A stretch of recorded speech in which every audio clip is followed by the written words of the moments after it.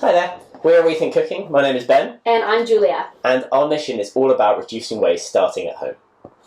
So today we are going to be doing a little bit of a cook along with you, and we've chosen carrot cake, which is a recipe that comes from our recent cookbook, Cut Waste, Not Taste. And I'll show you a little picture here. So it's going to be a little bit different to this one. As you can see, this one is a cake topped with a cheesecake. But today we're going to be doing cupcakes with a bit of a cinnamon glaze, which is equally delicious and takes less time. So, before we get started, what we need to do is preheat our ovens. So 160 degrees Celsius or 140 degrees at fan. So do that now, and we can get started very shortly. Probably should turn this on. Perfect. Sweet, so the first thing we're going to be doing is going to be grating our carrot. The reason that we have chosen carrot cake is that carrots are one of the most wasted ingredients in the UK. It's up there with bread, potatoes and cheese as some of the most wasted. So that's why we've chosen this. Secondly, it's because we're getting close to Easter now. It seems fitting. Absolutely fitting to make some cupcakes. So, first of all, we're going to grate some carrot. Right.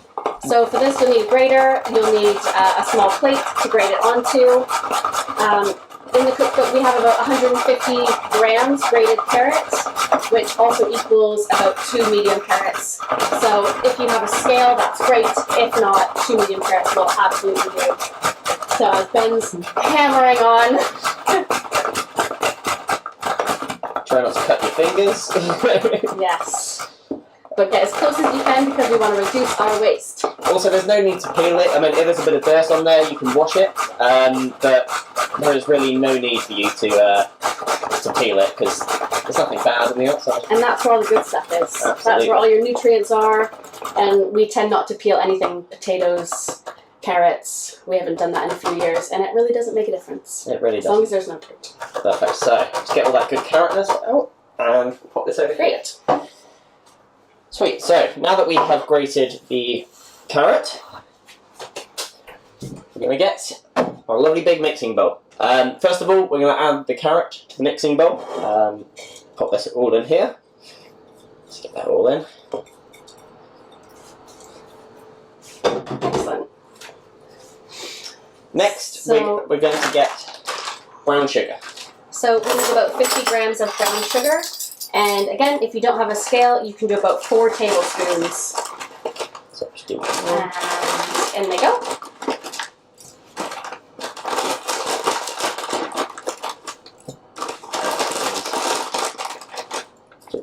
Excellent. So our next ingredient from there is 1 egg. So you can crack that in.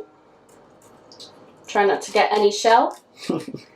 If you do get shell in there, just wet your fingers and then you can go in and grab it, and that usually gets it out quite easily. Next up, we have got 70 mils of vegetable oil. So you can see here we've actually reused one of our favourite gins. This is the Orkney Gin Company, and we've actually put oil inside with a nice little topper. So we're just going to get the cup out. How much was that again? 70 mils. 70 mils, perfect. There we go. And in we go. So these are all of our wet ingredients, so don't need to mix at any point here. So just keep dumping things in. And up next is 50 grams of chopped walnuts, and that also equals half a cup, again, if you don't have a scale. So ours came pre-chopped, so really easy to get in the bowl. If they are whole, take a minute here just to chop it up finely. Or if you want whole walnut pieces, just chuck them in. So after we've done all that, stir, stir, stir, mix it all together. And then that is before we'll get all of our dry ingredients in. So just mix it all up. You can see it should be coming together like this. Perfect. Perfect. So, I'm just going to pop that to the side. Okay, up next we have our dry ingredients that we're going to be either sifting in or just chucking in if you don't have a fine mesh sieve. So we are going to be measuring out 90 grams of self-raising flour, which also equals just over half a cup, so a heaped half a cup if you are measuring that way. Otherwise, get your scale going. Make sure to zero it so you get the right amount. Oh, almost there. Perfect. Excellent. And then on top of that, we want to add a 1/4 teaspoon of bicarbonate soda.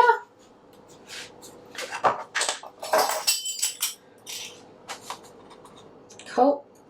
Dump it on top of the flour there.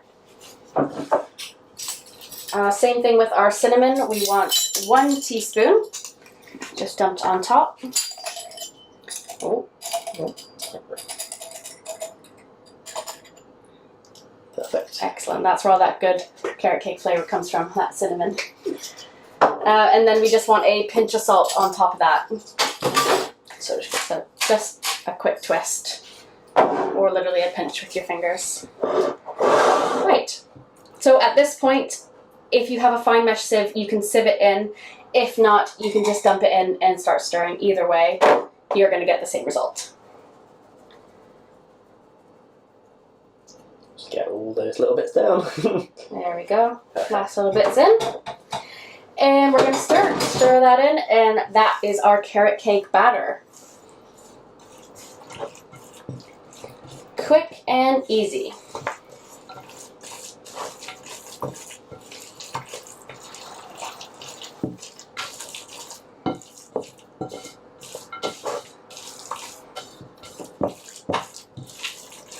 Good, so you can see that batter starting to come together. You can smell that cinnamony goodness.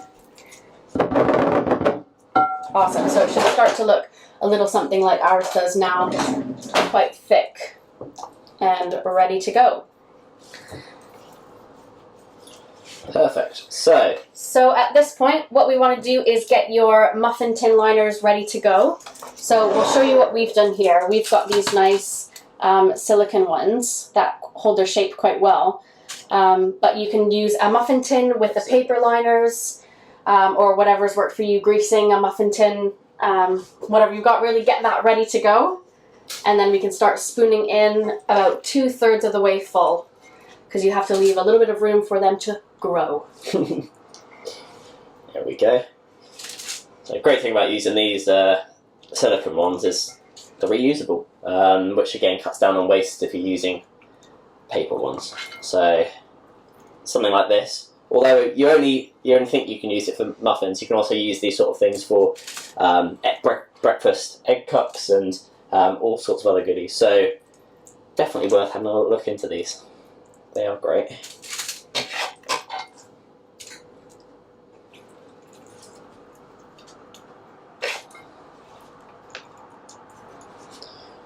Right. Almost getting there.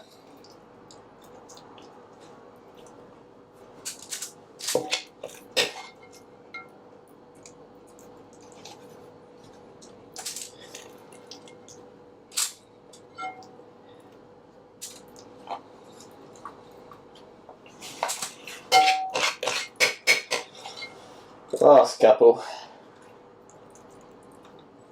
And we tested this out earlier today, and it made about 9, which is actually more than we thought, so bonus. If you're using muffin tins, the slightly bigger ones, imagine it'd probably make around about 6. So, just as an FYI. As long as they're filled about 2/3, then you've got it. Perfect. So I think I'm almost there. Excellent. Get those last little bits out, every little drop. Drop of goodness. I'll put that in the middle one, I think. And then we're done. Perfect. So next thing that we're going to be doing is just hopping it in the oven at 160, which it should be preheated to by now. And let's leave them to bake. Let's go.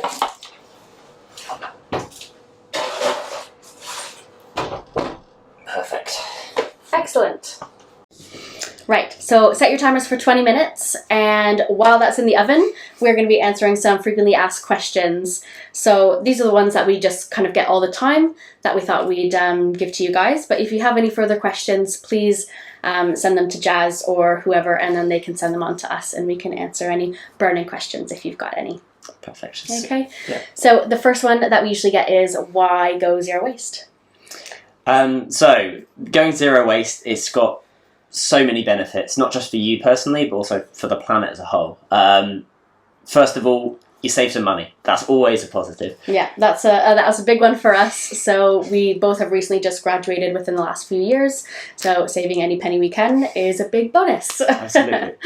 It also helps us to use what we have. So, you don't let your food go off. You don't get a nice cut of meat or some nice expensive fish and then see that it's gone off and then you can't actually use it. So you avoid disappointment there. And you don't get anything molding in the back of your fridge, so you don't have any nasty cleanup. Absolutely.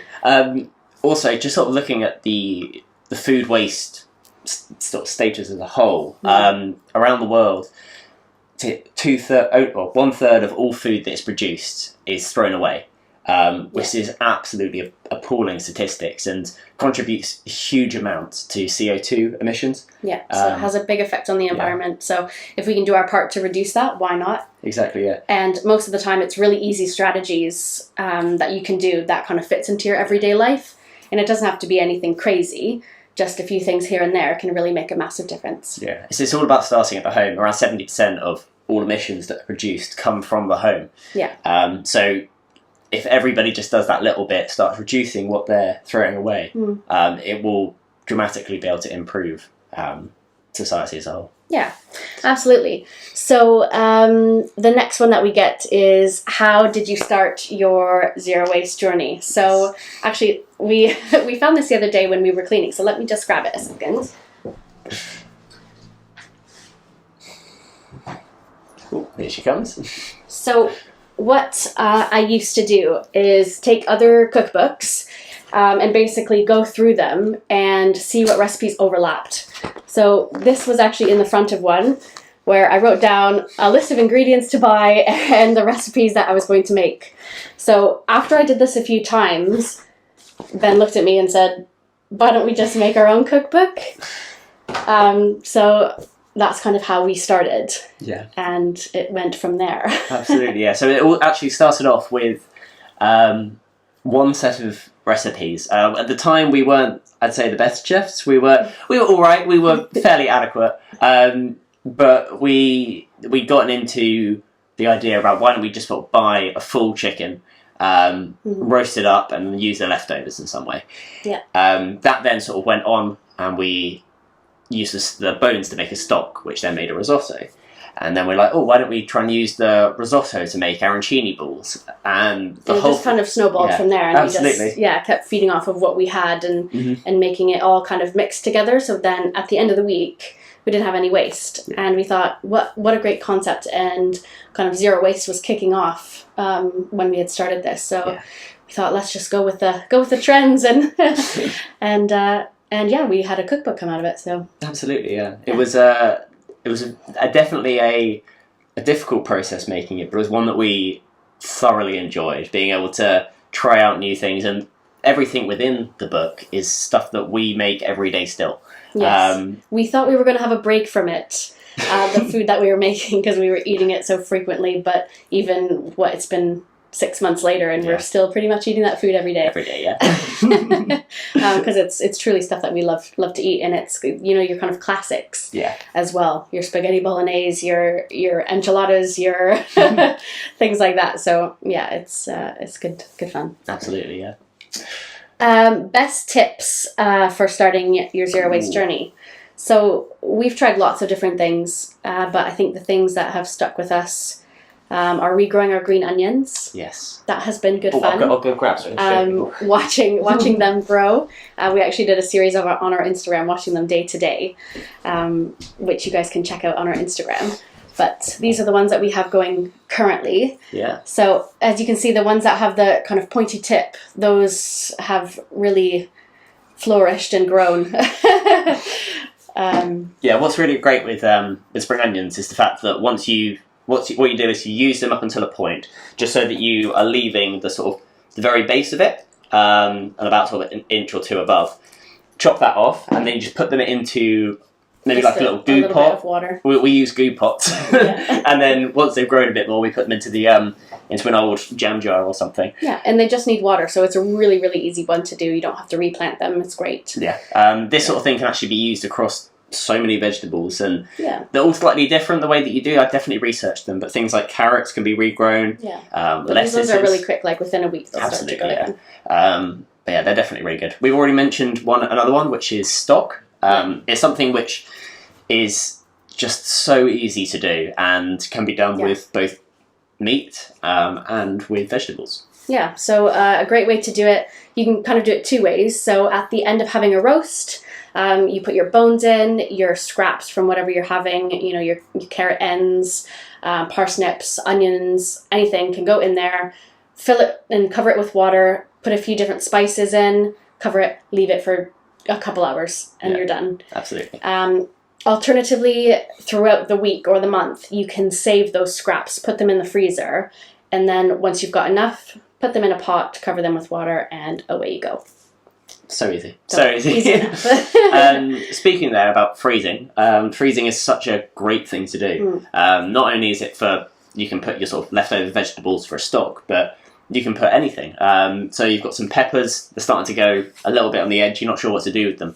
Chop them up and freeze them, and you can just use them in stir fries and anything in the future. Yeah. It's the same with so many different ingredients. And a lot of things are good for kind of months rather than days or weeks, so it kind of extends their life.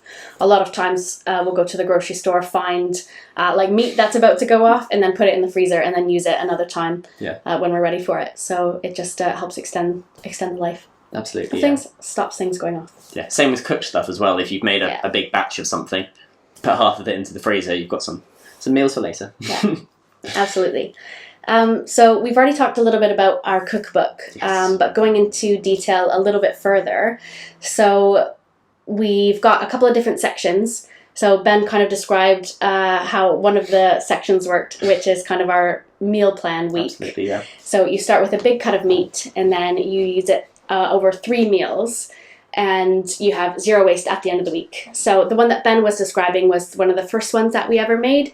So it was the chicken week. And so you start with a roast chicken, and then from there you're going to make a salad. No, you're going to make a stock first, as we said. And then with that stock you're going to make a risotto.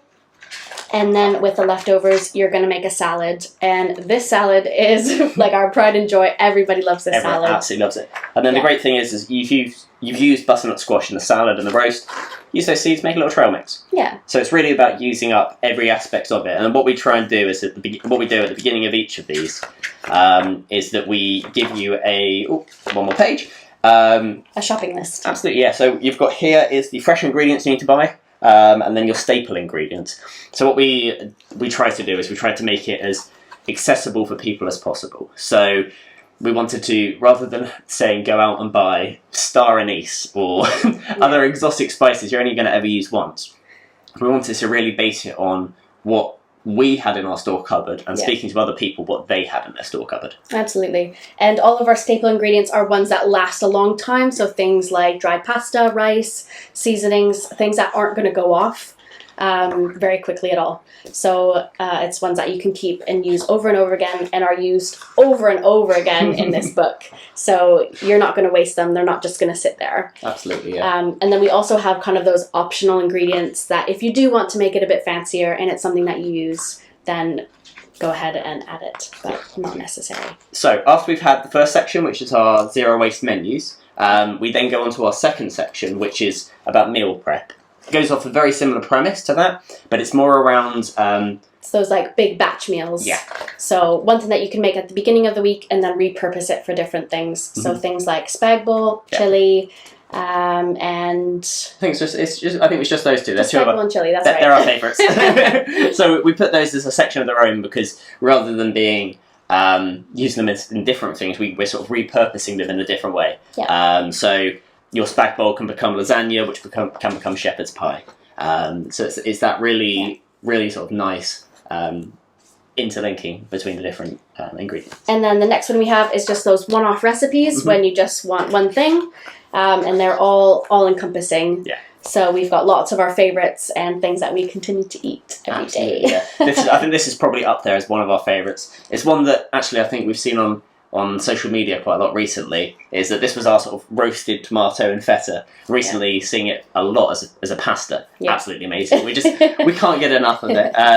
But yeah, things like dumplings and stuff like that. Sort of stuff which you can make yourself, and it's all encompassing with those ingredients. Absolutely. And then the last section is our kind of tips and tricks. So it's referenced throughout the book. So if we do have leftover herbs, then you can reference the last section on different ways that you can use it and things like that. And then we've also got our most wasted foods, which is where our carrot cake recipe comes from. So we've got things like potatoes, we've got bread, we've got carrots. So different things that you can do with those most wasted ingredients and how to use them up. Absolutely, yeah. Yeah.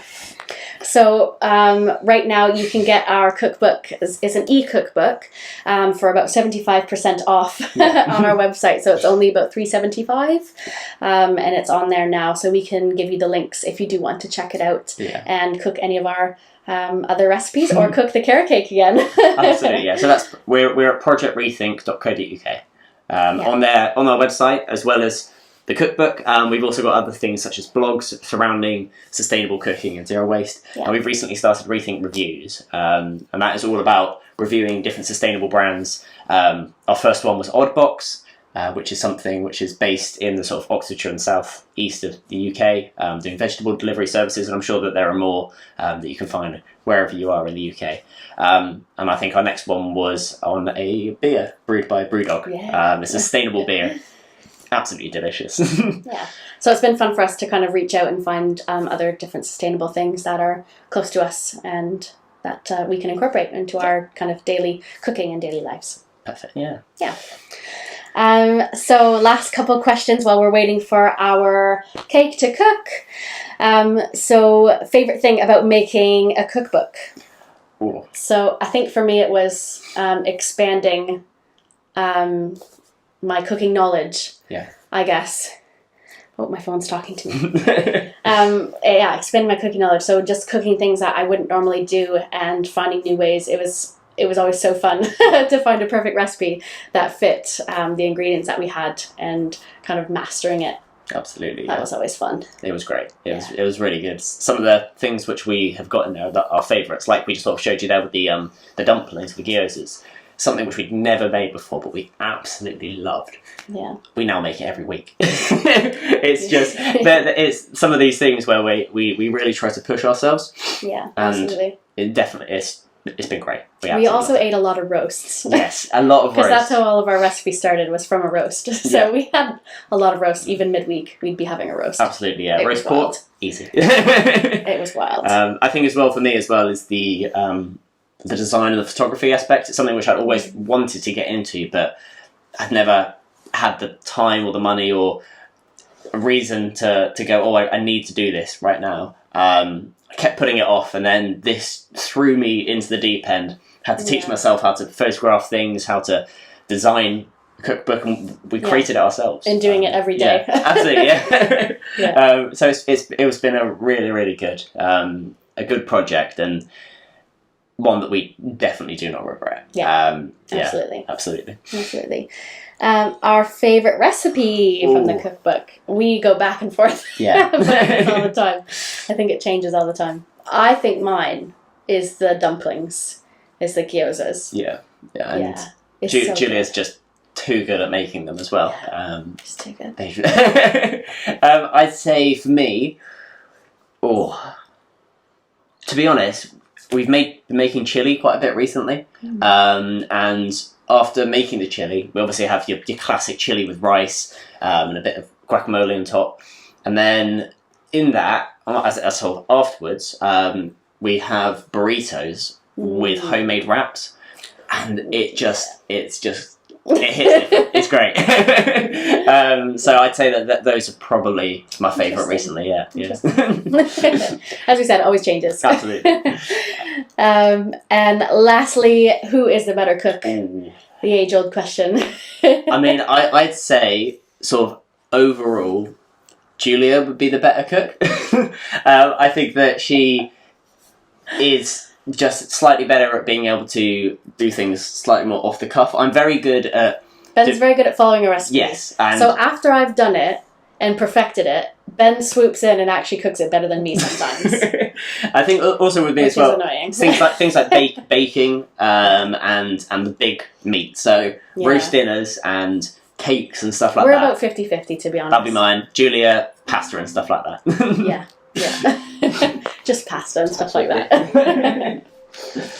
All right, so I think that's it for our questions that we've come up with. So why don't we get making our glaze, because we should almost be done. Absolutely, yeah. Let's go. All right, time to make our glaze. So we're going to be doing a bit of a cinnamon glaze for the top of our muffins. So let's get started. So all we're going to need is about 4 tablespoons of icing sugar. So in that goes. So I made half this recipe earlier and there just wasn't quite enough of it. So we're going to double it. So 4 tablespoons of icing sugar. And about a tablespoon of milk. In that goes. See, it's starting to melt away. And because we can, we are adding a 1/4 tablespoon of cinnamon. Right. Let's get a spoon and mix that up. So this is obviously a slightly simpler topping that you can do. There are lots of different ones out there. If you've got some cream cheese and butter, you could make yourself a really nice sort of cream cheese topping. This one though is just a really nice, simple recipe to make, and it's one that just works so beautifully on top of the carrot cakes. So just keep mixing that together until all the icing sugar disappears.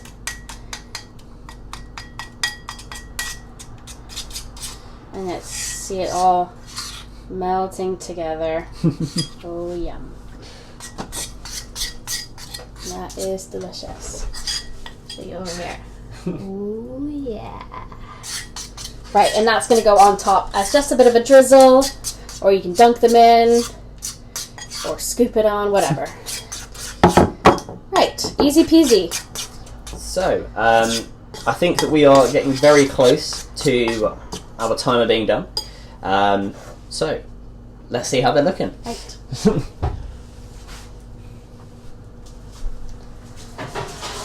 So what you want to do is grab a sharp knife, if I can find one. One about like that. And we just want to give them a quick stab, just to make sure that they're done. So we pop it in the middle, and if it comes out clean, look at that. Perfect. then they're done. Absolutely perfect. Okay. So you're going to want to let these cool before the glaze goes on, or else it's just going to run off the side. Mm-hmm. Or if you've got a mouth of steel, you can go for it and have a hot one. But we'll show you on ones that we cooked earlier and that are now cooled. So these are our ones from earlier. There was 9. We did have to sample them. I had to. It was... So these are the ones that are left. So we can just drizzle our glaze on top. Look at that.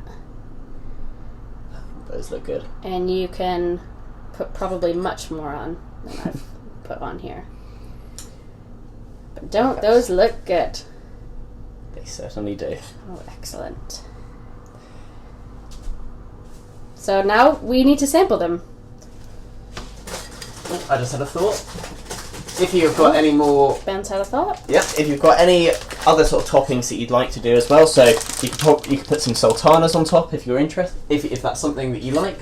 Alternatively, you could put some more walnuts on top. It's really up to you about what you'd like. Or more glaze. Or more glaze. Right. Shall we sample them? Let's go, yeah. Right. Let's come over here. Let's go. Alright. Ah. Right. Perfect. Cheers. Cheers.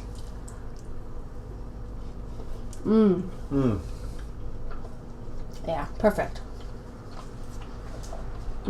Those are absolutely Sticky perfect. fingers. Sign of a good cake. Absolutely. So, thank you so much for joining us in our cook-along. Julia. We're going to keep eating these now. Absolutely, yeah. But yeah, thank you so much for everybody here who's joined us. Absolutely. I hope you guys had fun. Absolutely, yeah. We had fun. We've had fun. You'll see that at the moment I am wearing our beautiful Rethink cooking apron, and in the background on the coffee machine, you might have noticed as well the mug. I believe that what we're going to be doing is a little competition with the winners of the best cupcakes going to be winning their own. So make sure that you take photos of them, style them beautifully, top them with whatever you'd like, whether it be our glaze or your own amazing invention. Yeah, absolutely. And then send in the photos to the organisers, Jazz, I think it might be, or someone, and we will be sending out some beautiful stash from us. Yeah. Absolutely. So, again, hope you guys had fun. We did. And we hope to see you again. Absolutely, yeah. Maybe in person this time. Yes. Be sure to check us out on our social media. Well, predominantly we're found on Instagram. That's at Rethink Cooking, Rethink_cooking. Yep. On our website as well, which is projectrethink.co.uk. Yep. We are also on Facebook, on Twitter, but our best content is always on Instagram. Yeah, so absolutely. Be sure to check that out. Yeah. Thank you again. And we're just gonna keep eating these over here. All right, enjoy, guys. Bye. Bye.